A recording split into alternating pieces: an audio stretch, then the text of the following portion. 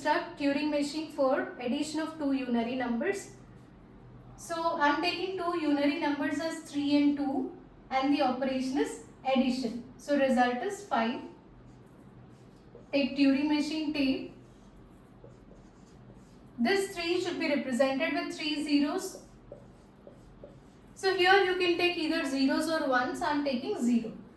Then we have a separator in the middle plus it should be represented with blank and 2. So take 2 zeros followed by blank. So now we'll start at this point. So don't perform any operation until we reach blank. So when we are at blank, mark this blank with 0, move towards right side until we reach blank again. Now from blank, so again don't perform any operation on blank, move one position towards left side, mark this 0 with blank. So after performing these operations, you can see there are total 5 zeros on tape, which is our final result. Let us design Turing machine now.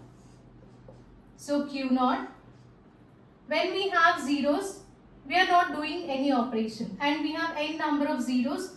So write it as loop, 0 will remain 0 only, move towards right side. So we'll move towards right side until we get this blank. When input is blank, mark this blank with 0, move towards right side again until we reach this blank. So while moving towards right side, you can see there are n number of zeros. So if it is 0, again no operation, 0 will remain 0 only, move towards right side. Now when input symbol is blank, leave that blank as it is, move towards left side. Now when input symbol is 0, mark this with blank, move towards either left or right. So when input is 0, mark that 0 with blank. You can move either towards left or right.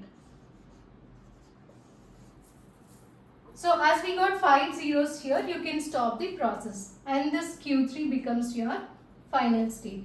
Actually in Turing machine there is no final state, so no need to represent that separately. But as the process ends at this point, you can consider this Q3 as the final state.